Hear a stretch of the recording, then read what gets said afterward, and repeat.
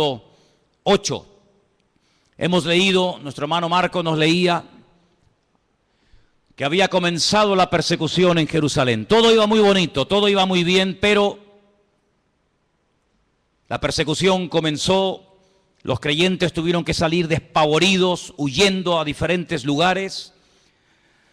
Y la Biblia nos cuenta en el capítulo 8 del libro de los Hechos la historia de uno de los diáconos de la iglesia primitiva. Eran varios, no nos cuenta la historia de todos, pero sí nos da detalles acerca de uno, personalmente, de Felipe. Dice la Biblia que este hombre llegó a tener 4 hijas, después lo vamos a ver, hijas que tenían el don de la profecía, un hombre que tenía un don también que era el de la hospitalidad, daba hospedaje a personas que servían al Señor. Pero este fue uno de las personas que salió huyendo y se fue en dirección a Samaria, donde no había llegado el Evangelio. Recuerden que estaban todos en Jerusalén desde el día de Pentecostés, o mejor dicho, desde el día de la Ascensión. Llegó el día de Pentecostés, pasaron unos cuantos días, semanas, tal vez meses, y allí seguían en Jerusalén. La iglesia crecía y crecía, pero no se expandía. Crecía solamente en un lugar, y la voluntad del Señor era que fueran por todo el mundo, por todas las naciones de la tierra, por los 5 continentes predicando el Evangelio, pero ellos no iban a ir. Estaban muy cómodos, muy bendecidos, estaban muy a gusto en Jerusalén, a pesar de que a veces había prohibiciones por parte de las autoridades religiosas, sobre todo, de que no predicaran el Evangelio, pero ellos allí estaban muy cómodos. Miles y miles de personas cada día venían a las reuniones, milagros, señales, prodigios, pero de ir a Samaria, olvídate. De salir de Israel, olvídate. El Señor tiene que permitir una persecución, y en esa persecución dice que Felipe se va a Samaria, allí predica, las multitudes reciben el Evangelio. Recuerden que el Señor Jesucristo había estado en Samaria, allí le había hablado a la mujer samaritana, ¿os acordáis? Dice la Biblia que los samaritanos le pidieron que se quedara allí con ellos, es decir, que era gente muy receptiva. Pero los discípulos no tenían ninguna intención de llevar el Evangelio a Samaria, por muchos motivos. Pero estando en Samaria, en el versículo 26, capítulo 8 de Hechos, dice que un ángel le habló a Felipe. Fijaros el sistema que el Señor utiliza para hablarle a Felipe estando en Samaria. Un ángel. El Nuevo Testamento está lleno de ángeles que van y vienen llevando mensajes a personas. Y dice que un ángel le habló a Felipe y le da una orden concreta, muy clara de entender, y es la siguiente: levántate, ve hacia el sur. Él estaba en el centro del país, Samaria está en el centro. Dice, no, tienes que ir hacia el sur, por el camino que desciende de Jerusalén a Gaza, la famosa franja de Gaza, allí. Es un camino que todavía hasta el día de hoy es un camino desierto, imagínense ustedes hace 2000 años. Entonces él se levantó y fue. Esto es muy fácil leerlo, ¿no? El Señor le habla a través de un ángel, lo deja todo y se marcha. Ya. Parece muy fácil, pero yo veo gente que llevan aquí años oyendo la voz de Dios, de alguna manera, no digo a través de un ángel, pero a través de predicaciones, a través de consejos, o a través de un libro cristiano, como sea, y todavía no han hecho caso. Sin embargo, Felipe no cuestiona, dice, pero ¿cómo me voy a ir yo a Samaria? ¿Y quién se queda al cargo de la obra?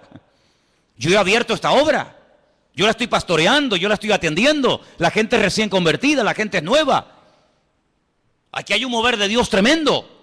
¿Cómo me voy a ir yo de aquí? Y además, ¿a dónde? Me tendré que ir a un sitio mejor, ¿no?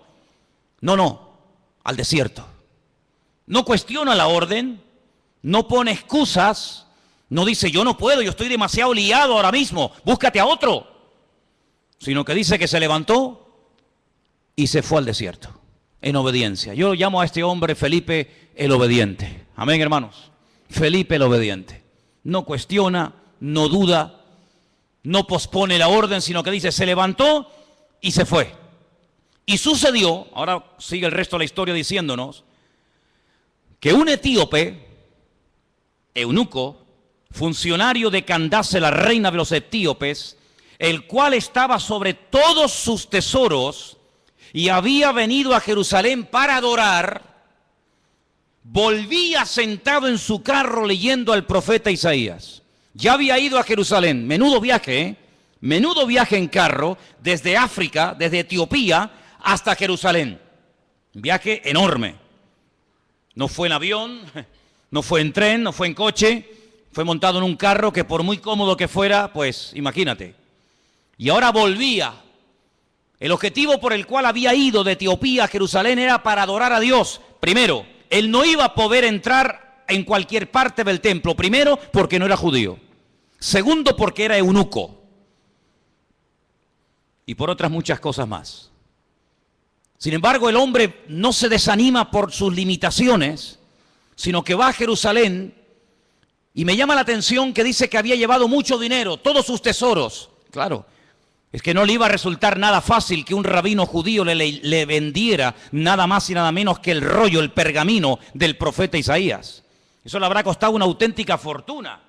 Venderle a un extranjero, a un no judío, el libro del profeta Isaías, eso costaba una fortuna.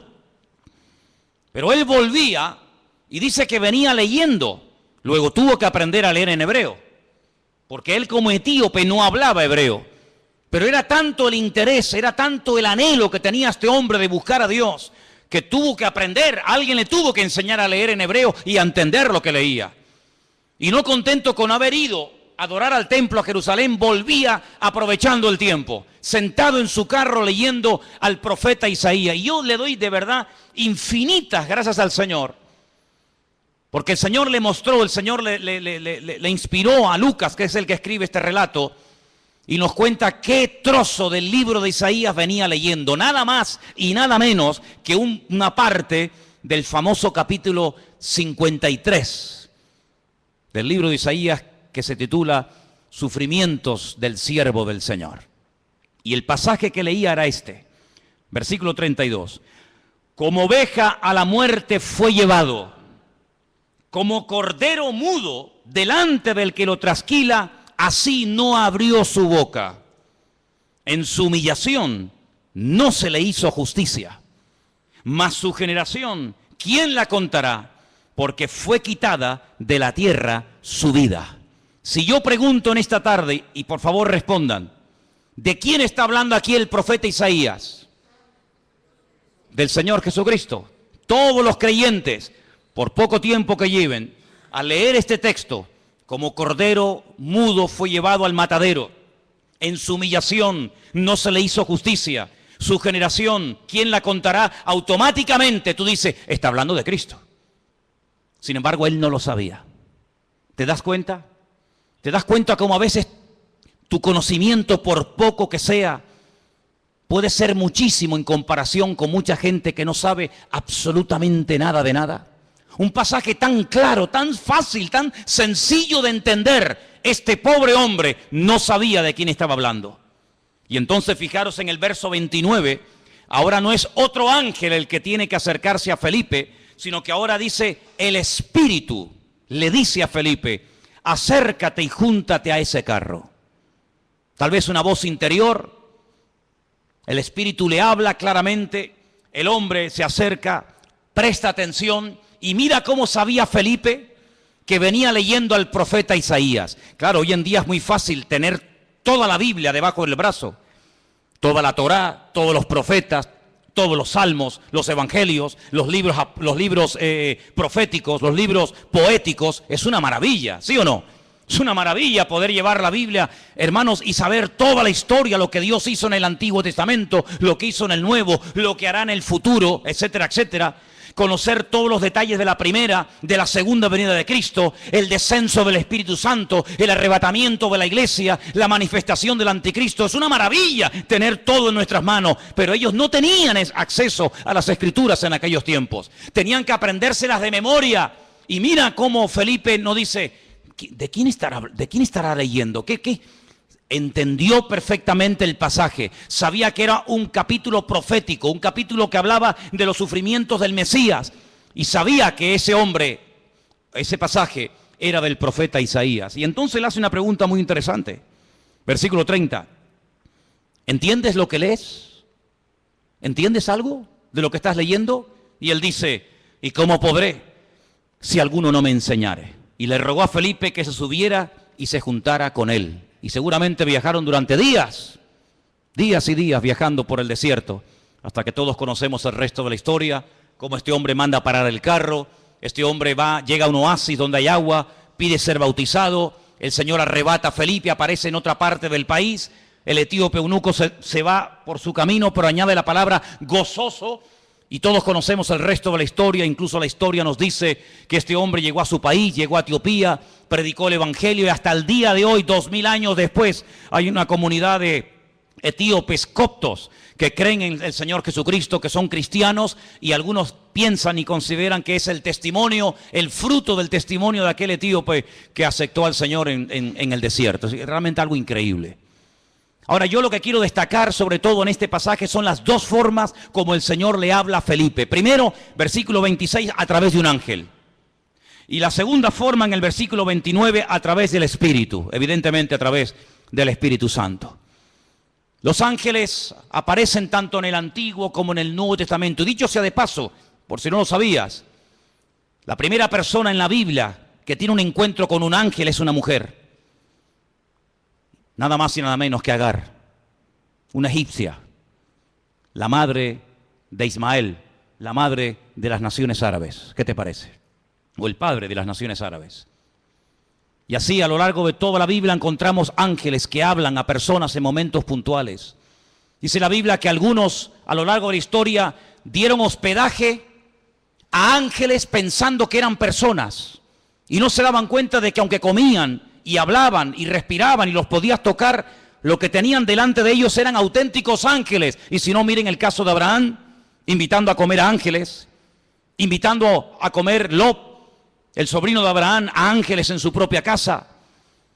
Cómo los ángeles guiaban a los profetas en el Antiguo Testamento, cómo le indicaban por aquí sí, por aquí no, cómo un ángel le habló a María, cómo un ángel le habló a Daniel, cómo un ángel llegó a una cárcel y abrió la celda y sacó a Pedro de la cárcel. Y toda la Biblia está llena de manifestaciones de ángeles. Y dice la Biblia que son espíritus ministradores que están al servicio de los que han heredado la salvación, es decir, a nosotros. ¿Cuántos dicen amén?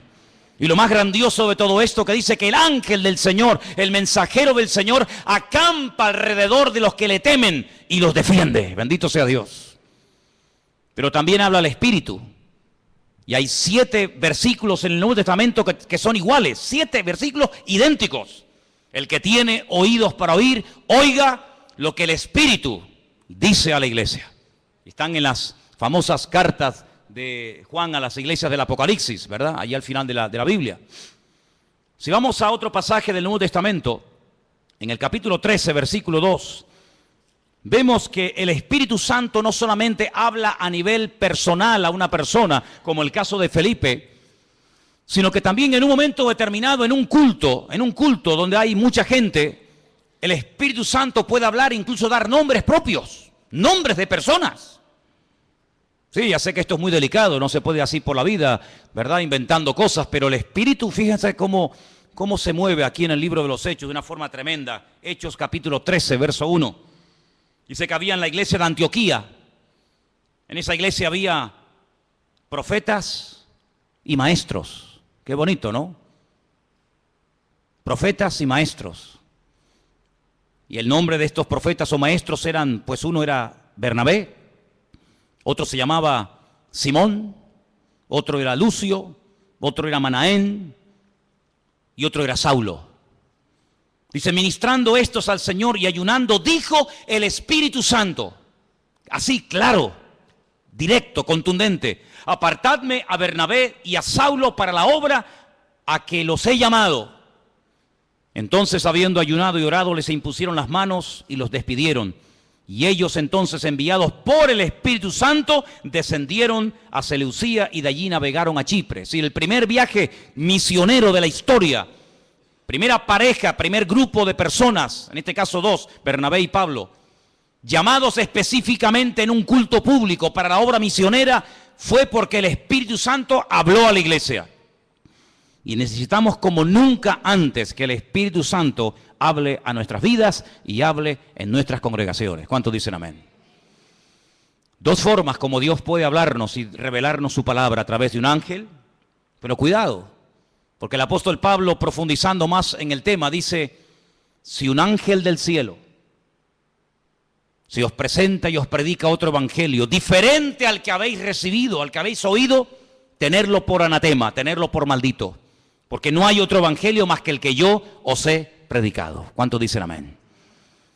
La Biblia nos enseña que en el mundo angelical se produjo una vez una auténtica rebelión. Porque Dios no creó a los ángeles como robots, incapaces de rebelarse, sino que vemos que antes de la rebelión, antes de la caída y desobediencia del hombre, ya previamente algunos, no todos, algunos de los ángeles ya se habían rebelado en contra del Señor. Es un misterio si todavía se pueden seguir rebelando o no. Lo dejamos ahí en puntos suspensivos. Pero Dios los creó con la capacidad de rebelarse en contra del mismísimo Creador y en algunos casos lo hicieron. Y por otra parte, el Señor Jesucristo dijo que cuando Él se fuera, Él le rogaría al Padre para que enviara a otro consolador para que estuviera con su pueblo para siempre. Dice, y Él tomará de lo mío y os lo hará saber. Él os recordará todo lo que yo os he dicho. Él os enseñará lo que ha de venir. Por lo tanto, la iglesia tiene que afinar los oídos para oír la voz del Espíritu Santo hablando a su corazón. ¿Cuántos dicen amén? Pero hay otras formas como Dios puede revelarnos su voluntad. Capítulo 9 de Hechos, un poquito más adelante. Capítulo 9 nos relata la conversión de Pablo. Es el único personaje que en 3 ocasiones diferentes en el mismo libro nos cuenta su testimonio. Capítulo 9, capítulo 22 y capítulo 26. Interesantísimo, ¿eh?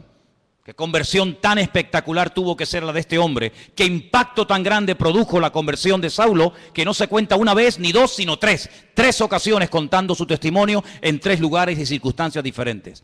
En el capítulo 9, cuando el apóstol Pablo está recién, por así decirlo, impactado por el Señor, el versículo 10 dice, había entonces en Damasco un discípulo llamado Ananías, a quien el Señor le dijo en visión.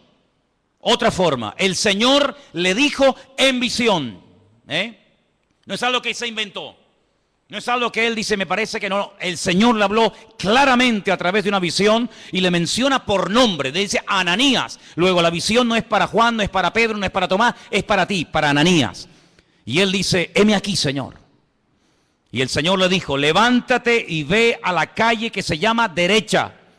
Busca en casa de Judas a uno llamado Saulo de Tarso, porque él está allí orando. Sí, las instrucciones que le da el Señor son tremendas. No hay género de duda. No puede ir a cualquier parte. Es a la calle llamada Derecha, a una casa cuyo dueño se llama Judas. Y tiene que orar por un hombre que se llama Saulo, que además ha nacido en una región, en una colonia romana que se llama Tarso, y que está allí orando. Madre mía, como para equivocarte, hijo. Ha visto en visión a un varón llamado Ananías, que entra y le pone la mano encima para que recobre la vista. Ya Pablo sabía que el que iba a orar por él, el que le iba a ministrar, se llamaba Ananías. Es interesante esto, ¿eh?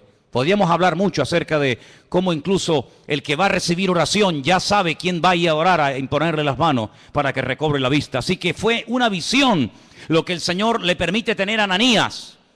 Que el Señor sabía que estaba allí, que en cualquier momento podía utilizarlo como instrumento para ir a orar por una persona que a priori Ananías dice, pero Señor, es un peligro, yo me juego la vida si voy a orar por este hombre. Porque dice Ananías, verso 13, Señor, hemos oído de muchos acerca de este hombre. ¿Cuántos males ha hecho a tus santos en Jerusalén? Este hombre es peligroso, este hombre no se anda con chiquitas. Y aún aquí tiene autoridad de los principales sacerdotes para aprender a todos los que invocan tu nombre. Y el Señor le da instrucciones y lo calma, ¿verdad? Y le dice, tranquilo, porque vas a orar por un hombre que va a ser un instrumento tremendo en mis manos. Este hombre va a llevar mi nombre en presencia de los gentiles y de reyes y de los hijos de Israel. Fíjate qué triple ministerio. Porque yo le mostraré cuánto le es necesario padecer por mi nombre. Medida por medida, como dice el refrán. Él ha hecho padecer a mis santos, yo le haré padecer a él. Así como él hizo padecer a los demás, también él experimentará en carne propia lo que sufre un creyente cuando es perseguido, cuando es calumniado, cuando es encarcelado, cuando es torturado. Así como él lo hizo a los demás, yo permitiré que se lo hagan a él, para que él sepa también lo que sufrieron aquellos que recibieron su justo trato, ¿verdad? Así que ya vamos por 3 formas diferentes. Vimos en el verso 26 un ángel. En el verso 29, el Espíritu Santo hablándole a Felipe. Ahora en el capítulo 9 vemos al Señor hablándole a través de una visión a un discípulo llamado Ananías en la ciudad de Antioquía. Si vamos, por ejemplo, al capítulo 17 del libro de los Hechos, versículo 10, fijaros qué interesante esta porción. Hechos capítulo 17, versos 10 y 11.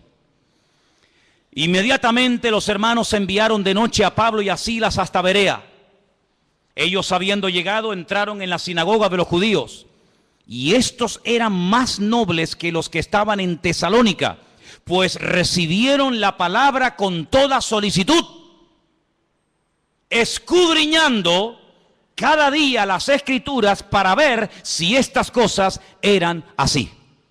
Así que creyeron muchos de ellos y mujeres griegas de distinción, dice aquí, y no pocos hombres.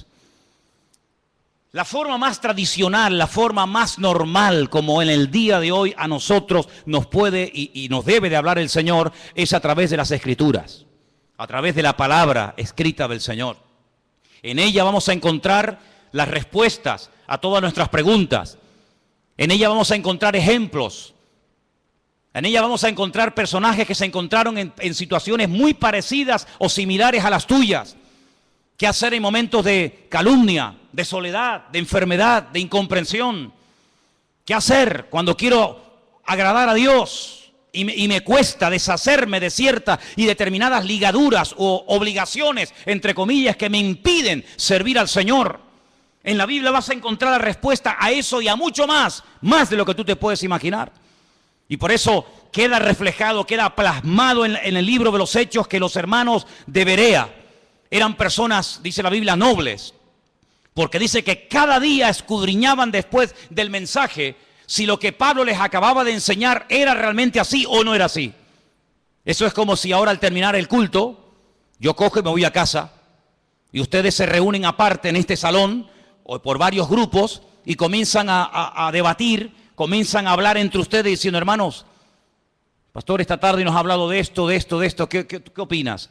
Pues oye, lo que ha dicho es cierto o no es cierto, o lo dice aquí o lo dice allá. Así hacían los hermanos de Berea, pero no con un espíritu crítico, no para buscarle el fallo, no para criticar o cuestionar la enseñanza, no, sino para reafirmarse en lo que aparentemente parecía del Señor, pero ellos querían no solamente oír, sino que la palabra avalara, que la palabra, ¿verdad?, apoyara el mensaje, la enseñanza del apóstol Pablo, lo cual me parece excelente. ¿Cuántos dicen amén? Personas que sabrían, bueno, tú tienes algo que decir, venga, sube, compártenos, predícanos, ¿has terminado? Sí, ¿tienes algo más que decir? ¿No? Muy bien, gracias hermano, que Dios te bendiga. Ahora nos quedamos un momento, opinamos, charlamos, escudriñamos las Escrituras para ver si ese argumento que nos presentó tiene base bíblica, para ver si eso que nos dice de que aquel hombre era el Mesías y era el verdadero, a ver si es así, si no es asado. Realmente algo increíble, así deberíamos de ser todos nosotros. El apóstol Pablo le recomendaba a su hijo en la fe, a Timoteo, entre tanto que yo voy, ocúpate en la enseñanza, en la lectura y en la exhortación. Y le dice algo tremendo.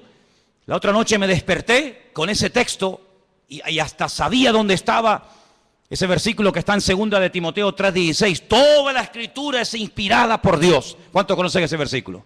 ¿Lo buscamos? 2 de Timoteo 3:16. Vamos a leerlo juntos, por favor. Versículo que deberían ustedes de aprenderse de memoria. Muy útil en estos tiempos. Dice así, 2 de Timoteo 3:16. Vamos a leerlo juntos. Toda la Escritura es inspirada por Dios, útil para enseñar, para redarguir, para corregir, para instruir en justicia, a fin de que el hombre de Dios sea perfecto, enteramente preparado para toda buena obra. Así que cuando usted busca ser instruido, ser enseñado, ser amonestado, ser confrontado, vaya a la palabra y la palabra le va a hablar. Si usted tiene una buena actitud, si usted verdaderamente quiere aprender, si usted verdaderamente quiere corregir cualquier error doctrinal, cualquier mala costumbre de su vida, vaya y a la luz, al espejo de la palabra de Dios, el Señor le va a hablar, porque la palabra dice que es útil y ayuda al que está empezando, ayuda al que lleva mucho tiempo, ayuda al que está pensando dar un paso de fe, ayuda al que está un poco decaído y no sabe qué hacer, ayuda al nuevo, al viejo, nos ayuda a todos. La palabra de Dios es tremendamente útil. ¿Cuántos dicen amén? Y hay que escudriñarla. Jesús dijo, escudriñad, meteros en la palabra, estudiar la palabra, porque ellas son las que dan testimonio de mí. Me llama mucho la atención que cuando el Señor Jesucristo resucitó, en una de las apariciones, va caminando por un camino llamado el famoso camino de Maús, y se acerca a dos personas que van desanimadas, van desilusionadas, porque ellos tenían una expectativa, ellos tenían la confianza de que el Señor Jesucristo era el verdadero Mesías, y como no se han cumplido aparentemente sus expectativas, van tristes, cabizbajos, van caminando, debatiendo entre ellos, y de repente se aparece el Señor y se une a la conversación. Permítame leerles en Lucas 24, a partir del versículo 21. Presten atención porque de verdad que es una porción tan interesante, tan edificante. ¿Qué hizo el Señor para levantar el ánimo? ¿Qué hizo el Señor para quitar la tristeza, la desilusión de los corazones de estos dos hombres sinceros que esperaban algo que aparentemente no se cumplió? Veamos. Lucas 24, versículo 21. Nosotros esperábamos que Él era el que había de redimir a Israel. Fíjate qué ilusionados estaban. Por fin ha llegado el Redentor, el Mesías. Esperábamos la redención de Israel. Y ahora, además de todo esto, hoy es ya el tercer día que esto ha acontecido. Parece como que por un momento les pasa por la mente el hecho de que Él había dicho que al tercer día resucitaría. Así que ya van 3 días, no lo hemos visto resucitado. No se cumplió la expectativa que teníamos en Él de que redimiría a Israel de la opresión del yugo romano. Volvería a ser instaurada la monarquía. Un descendiente de la casa del rey David nos traería la libertad. Por lo tanto, todas nuestras ilusiones y nuestros sueños se han venido abajo, se han roto. Versículo 22 dice, aunque también nos han asombrado unas mujeres de entre nosotros, las que antes del día fueron al sepulcro y como no hallaron su cuerpo, vinieron diciendo que también habían visto visión de ángeles, quienes les dijeron que Él vive.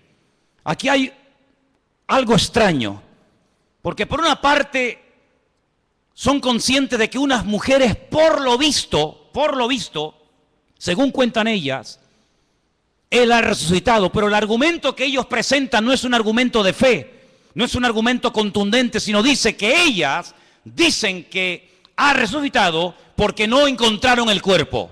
Pero no dicen, no, Él ha resucitado, sino que simplemente se agarran al comentario de decir, bueno, dicen que ha resucitado porque no encontraron el cuerpo, pero vete tú a saber.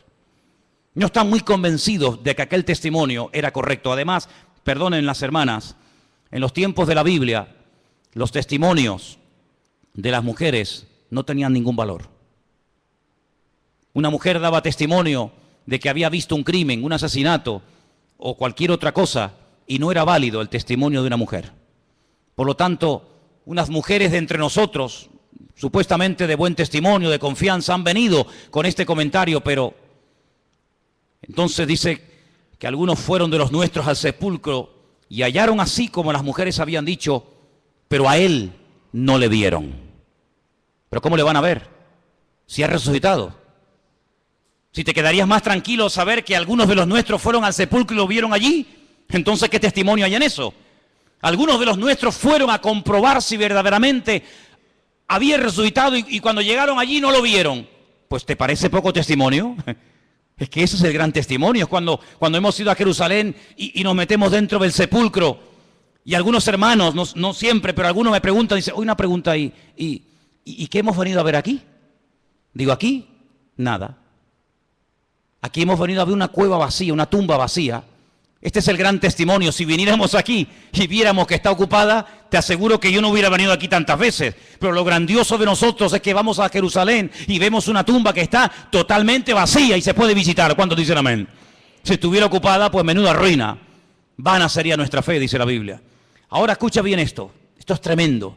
Entonces Él les dijo, ahora habla el Señor, hasta ahora han hablado ellos, ahora va a hablar el Señor y les dice: oh insensatos y tardos de corazón para creer todo lo que los profetas han dicho. Tardos de corazón, ¿por qué os cuesta tanto creer? Eso significa tardos de corazón. ¿Por qué tardáis tanto en creer? Una pregunta, ¿hay alguno entre nosotros que sea tardo de corazón? ¿Alguien que le cueste creer? Has oído el testimonio de fulanito, has visto la vida cambiada de no sé quién, has oído el milagro de tal, has escuchado al pastor predicar, has escuchado el otro día a otro chico predicando, has ido a una iglesia por aquí, has ido a una iglesia por allá. Bueno, todavía no estás convencido. Eso se llama ser tardo de corazón.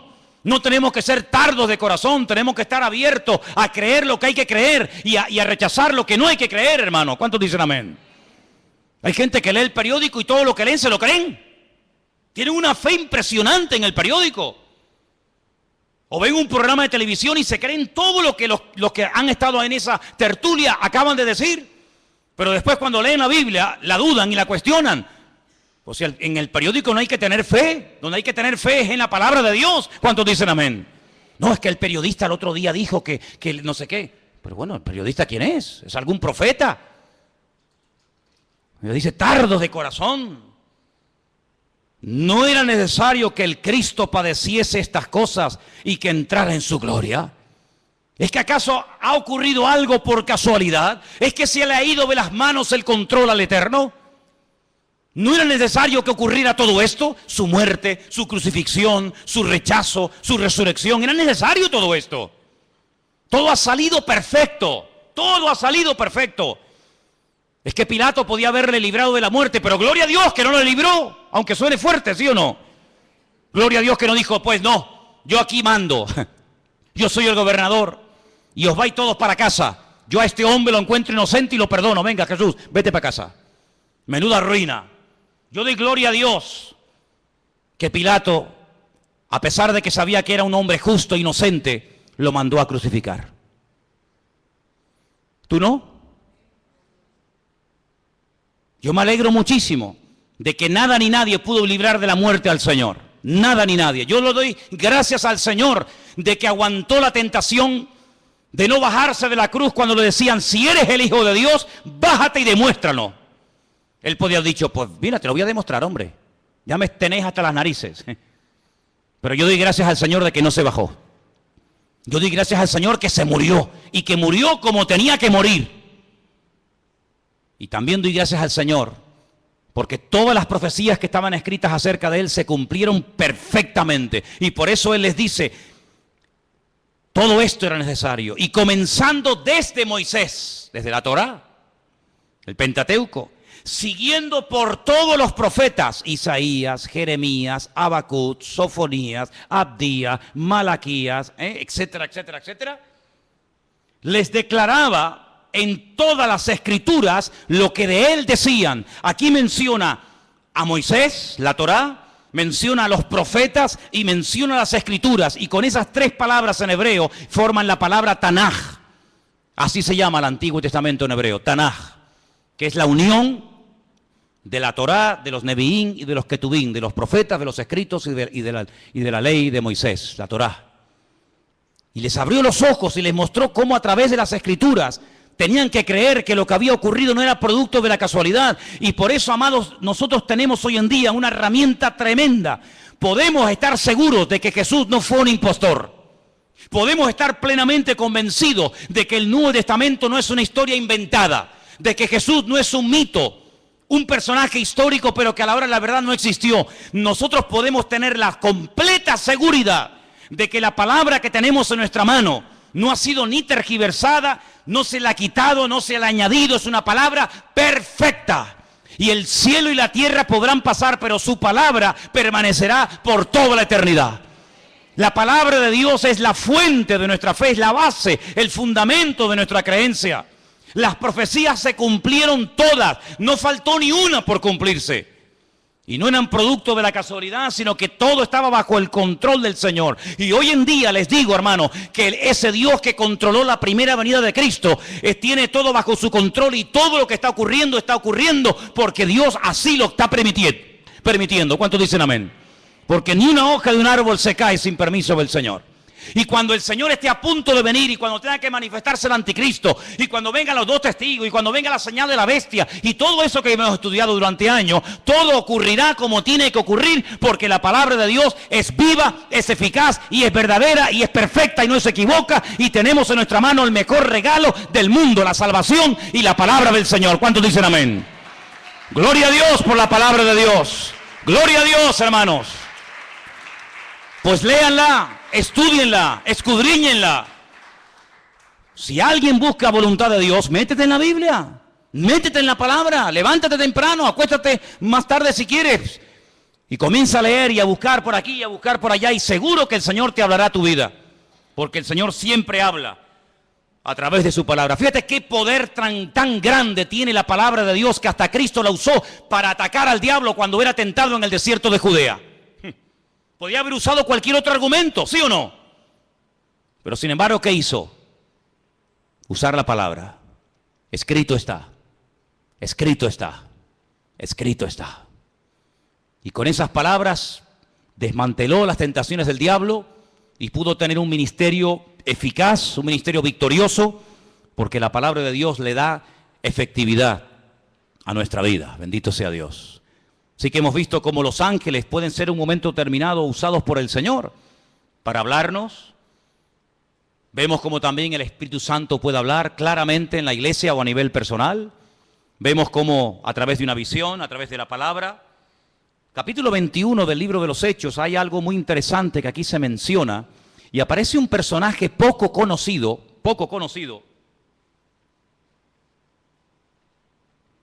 pero que trae un mensaje muy interesante. Estamos en el libro de los Hechos, capítulo 21, versículos del 8 en adelante. La intención de Pablo es ir a Jerusalén. Él está de visita en la casa de Felipe. Volvemos otra vez a mencionar a Felipe, aquel que le testificó al etíope eunuco en el desierto, ¿os acordáis? Ahora está viviendo en Cesarea. Se menciona no el nombre de su esposa, pero sí nos dice la Biblia que tenía 4 hijas que eran profetisas, eran doncellas. Vamos a leer. Hechos capítulo 21, verso 8. Al otro día, saliendo Pablo y los que con él estábamos, fuimos a Cesarea, y entrando en casa de Felipe, el evangelista, ya no es el diácono, ahora ya tiene un título, ahora ya se le reconoce que tiene un ministerio, y es el de evangelista. Dice que era uno de los 7, posamos con él. Este tenía 4 hijas doncellas que profetizaban. Qué bonito, ¿no? 4 hijas doncellas que profetizaban. Pero a Pablo no le dijeron nada. Es interesante, ¿eh? 4 hijas doncellas que profetizaban, pero a Pablo no le comunicaron absolutamente nada. Tiene que venir un varón, versículo 10, permaneciendo nosotros allí algunos días, descendió de Judea un profeta llamado Agabo. No hay ningún libro en la Biblia, libro del profeta Agabo, pero era un profeta, eso lo dice la Biblia. Y dice que vino a vernos, tomó el cinturón, el cinto de Pablo, se ató los pies y las manos y dijo: esto dice el Espíritu Santo. Agárrate. Así atarán los judíos en Jerusalén al varón de quien es este cinto, y le entregarán en manos de los gentiles. Tremendo, ¿eh? Si el Señor le está advirtiendo, no prohibiendo, que es muy diferente, ¿eh? Una cosa es que Dios te advierta de un peligro, y otra cosa es que Dios te prohíba hacer o decir o ir a un determinado lugar. Aquí el Señor no le está prohibiendo a Pablo nada, sino le está advirtiendo: esto es lo que te va a pasar si subes a Jerusalén. Es como cuando David consultaba con el Señor, tomando el efod, dice la Biblia, consultaba palabra del Señor y decía: Señor, por esta gente que yo he dado tanto, esta ciudad que yo liberé, esta ciudad por la que yo di mi vida y mis soldados se jugaron la vida para liberarla, si yo me quedo aquí y vienen a reclamarme mi vida, ¿los habitantes de esta ciudad me entregarán sí o no? Y le dice el Señor, sí te entregarán, seguro, no te quepa la menor duda. ¿Qué hace David? Sabiendo que si se queda en la ciudad le van a entregar, David coge y se marcha. Tenía las dos opciones, era algo futurible, algo que podía ocurrir. Depende de la actitud del que recibiera el mensaje. Si te quedas te entregan, si te vas no pasa nada. En este caso, Agabo, este profeta que viene de Judea, le dice al apóstol Pablo, mira, así como yo me estoy amarrando con tu cinturón, es un mensaje objetivo para que lo entiendas, así como me están amarrando con tu cinturón, así te van a amarrar a ti como subas a Jerusalén. ¿Qué hace Pablo? Sigamos leyendo. Versículo 12. Al oír esto, le rogamos nosotros y los de aquel lugar que no subiese a Jerusalén. Entonces Pablo respondió, y miren lo que dice, ¿qué hacéis llorando y quebrantándome el corazón? Porque yo estoy dispuesto no solo a ser atado, mas aún a morir en Jerusalén por el nombre del Señor Jesús. Tremendo, ¿eh? Como no le pudimos persuadir, desistimos diciendo, hágase la voluntad del Señor. A veces le decimos a una persona, no hagas esto, no hagas tal, no hagas cual. Pero en resumidas cuentas, lo que tenemos que orar es, Señor, que se haga tu voluntad en la vida de esta persona. Obligar a una persona a hacer algo que en el fondo no quiere hacer no sirve de nada, porque en cuanto te dé la espalda lo va a hacer. Señor, yo ya le he hablado, Señor, yo ya le he dicho lo que hay, lo que le puede pasar, pero que se haga tu voluntad, porque yo no soy Dios. Haz tú la obra en este hombre o en esta persona. ¿Cuántos dicen amén? Tú sabes lo que te va a pasar. Te van a atar, te van a meter mano, lo vas a pasar mal. Te pedimos, por favor, hermano, que no subas. Yo no sé, y permítame dar una opinión personal, yo no sé si Pablo se equivocó. Yo no sé si Pablo tenía que haber sido más precavido y podía haber dicho, bueno, pues, ¿qué necesidad tengo yo de subir a Jerusalén? Voy a seguir predicando en otros lugares. Yo no sé si Pablo pecó de imprudente. Lo que está bien claro es que Pablo no tenía la prohibición de no subir. Si el Espíritu le hubiera dicho que no subiera, Pablo no hubiera subido, te lo puedo asegurar. Porque Pablo era un obediente a la voz del Señor.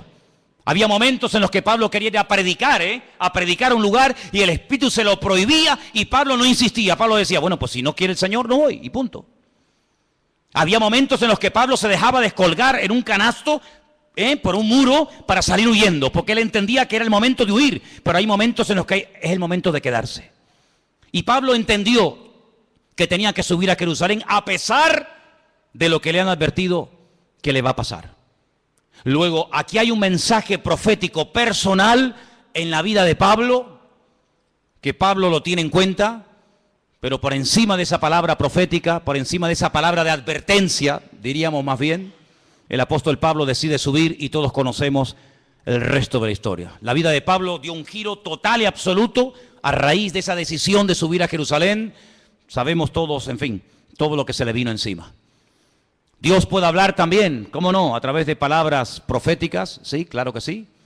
Pero Pablo, por encima de la palabra profética, y este era un profeta verdadero y genuino, por encima de esa palabra, pone el sentir de su corazón y su relación con Dios, y el argumento que presenta es este: no me estéis lloriqueando ni quebrantándome el corazón, porque quiero dejar bien claro que no solamente estoy dispuesto a que me aten y me torturen, sino estoy dispuesto incluso a dar mi vida, si hace falta, por la causa del Evangelio y por mi Señor Jesús.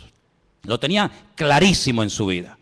Así que hemos visto cómo los ángeles, el Espíritu Santo, a través de una visión, el Señor también con voz audible, como no, a través de profecías, pero también hemos visto muchas veces en la palabra de Dios que Dios habla a través de sueños, ¿sí o no? Muchas veces. El caso de José, el caso del otro José, el del Nuevo Testamento, que dice que dice la Biblia que el Señor le habló en un sueño, que tenía que aceptar a su mujer, que no lo había engañado, que no le había mentido, ¿verdad? Hay momentos en la Biblia en los que Dios habla a través de sueños. La Biblia dice que una de las señales de los últimos tiempos es que los ancianos tendrán sueños y los jóvenes tendrán visiones. Lo dice el profeta Joel en el capítulo 2. Los jóvenes tendrán visiones y los ancianos soñarán sueños. Y si quieres saber si eres joven o anciano, pues mira a ver qué estás. O estás teniendo visiones o estás teniendo sueños. Y ahí ya sabes por dónde van los tiros, ¿no? Pero dicho sea de paso, lo más importante de todo esto es siempre lo que la palabra de Dios termina como conclusión diciéndonos. Podemos tener sueños, podemos tener visiones, podemos tener un sentir.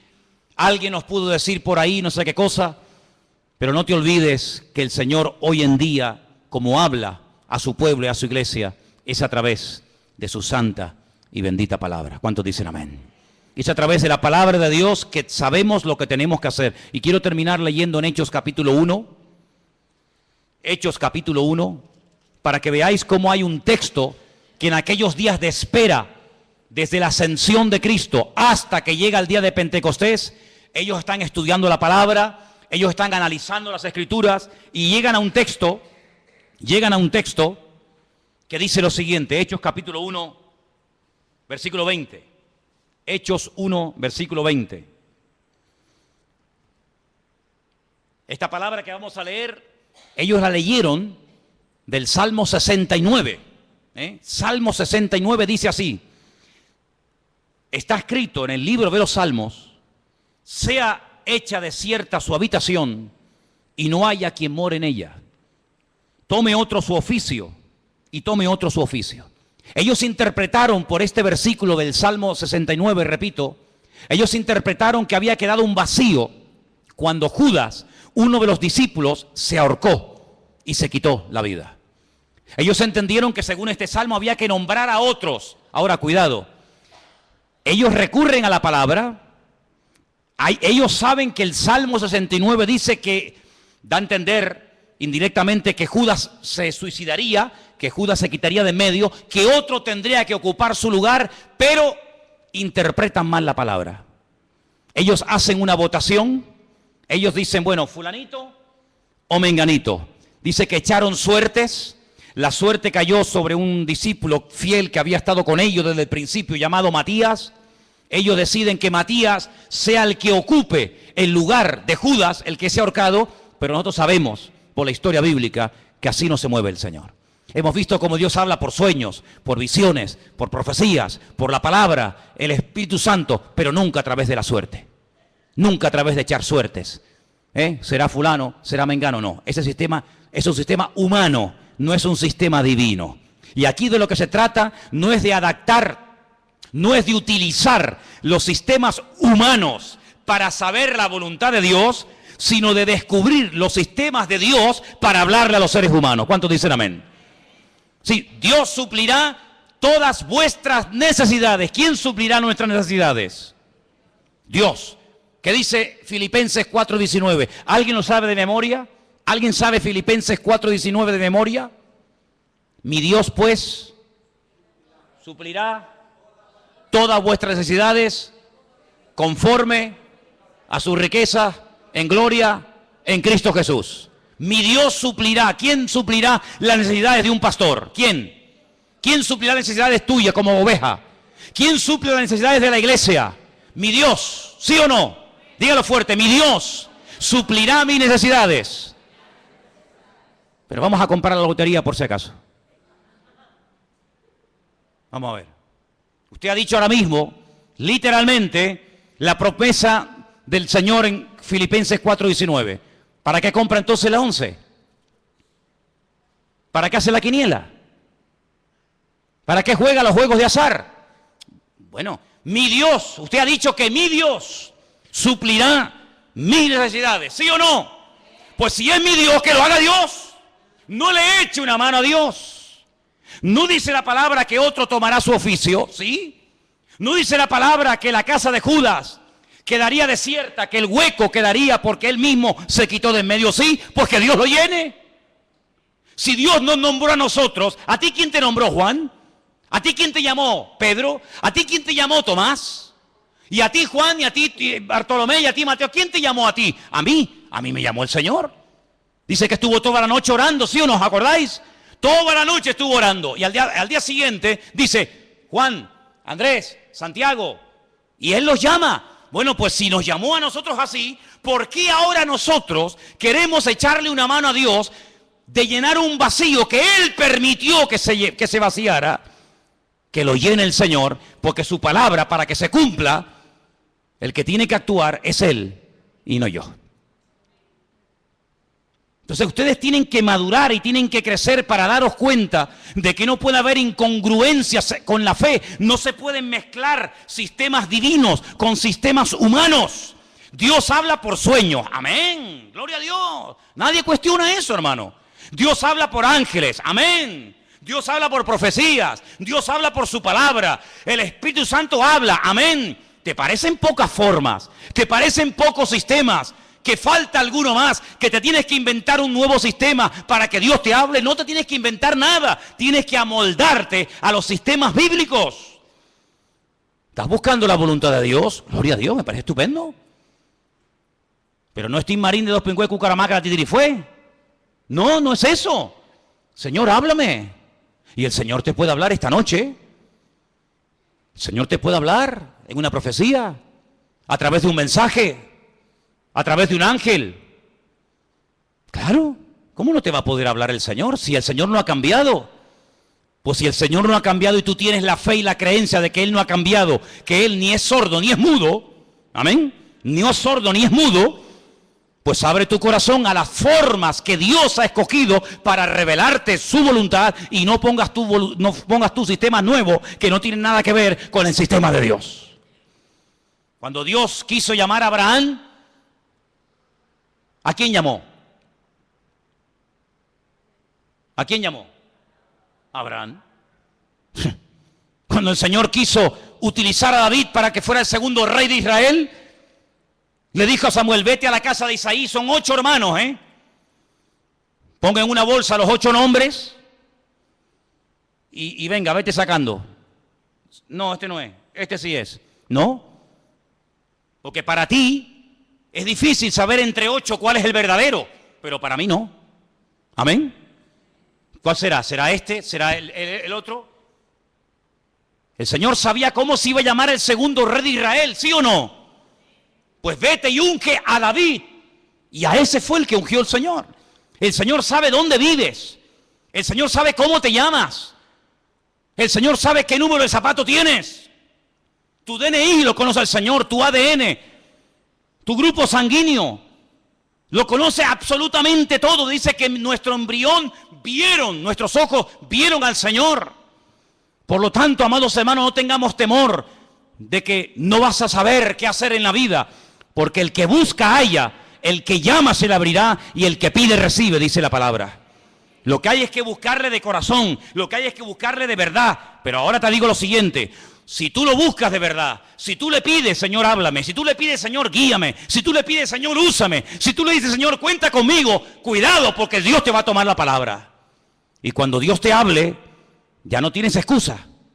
Cuando Dios te diga, sí, úsame. Pues venga, ahora la obra. Ay, pero espera, no. Tú me dijiste que te usara y yo te quiero usar y tú me estás poniendo pegas. Ahora no, mañana y espérate que no sé qué y espérate que no sé cuánto. No hagas un plan paralelo. Tú tienes que adaptarte al plan y al diseño y al propósito de Dios para tu vida y no tener tú un plan paralelo y de vez en cuando te metes en el plan de Dios y de vez en cuando quieras que Él se meta en el tuyo. No, hay solamente una línea y es la línea que Dios te marca, no la que tú te estás inventando a tu manera. El Señor dice, encomienda al Señor tu camino. Confía en Él. Y Él hará. Eso es lo que dice la Biblia. No hay otra forma, no hay otra manera. No hay ningún atajo. Sino que siempre hay el mismo precio a pagar. Sinceridad, perseverancia, constancia. Y el Señor es galardonador de los que le buscan. Si tú estás buscando palabra de Dios para tu familia, para tu matrimonio, para tus estudios, para tu presente o para tu futuro, si estás buscando palabra de Dios, no que Dios te bendiga tus planes, porque Dios no tiene ninguna obligación de bendecir tus proyectos, Eso es lo que a lo mejor alguien te enseñó, pero yo no te lo enseñaré nunca. Dios no tiene ninguna obligación de avalar y de apoyar tus negocios, tus proyectos, tus ideas, tus planes, tus anhelos y tus sueños de la vida. No, te equivocas. Dios bendice lo que es de Él, lo que Él manda que se haga, lo que Él manda que se ejecute. Eso es lo que Él bendice y prospera y respalda y sostiene. Lo demás no tiene nada que ver con sus sueños. Cierra tus ojos en esta tarde, allí donde estás. Yo te he enseñado. Dios habla a través de ángeles. Dios habla a través de su Espíritu Santo. Dios habla a través de visiones. El Señor habla con voz audible, personalmente, a través de su bendita palabra, a través de palabra profética, a través de sueños. Mira, 1, 2, 3, 4, 5, 6, 7 formas diferentes. 7 formas diferentes. Qué curioso, ¿eh? Toda la música que existe, toda la ópera, toda la música que existe, cualquier estilo que sea, está basado en 7 notas. Con 7 notas principales, de ahí se ha hecho toda la música. Con las poquitas letras de nuestro abecedario, de nuestro alfabeto, se ha escrito todos los libros y toda la poesía y toda la literatura que está escrita en nuestro idioma. No falta nada, no falta ni una sola letra, no falta nada ni sobra nada, todo está perfecto. Con estas 7 formas que te he mostrado esta tarde, es más que suficiente para que tú, hermano y hermana, conozcas la voluntad de Dios para tu vida. El problema no está en los sistemas de Dios, el problema está en los receptores que a veces hacen caso omiso a como Dios está hablando.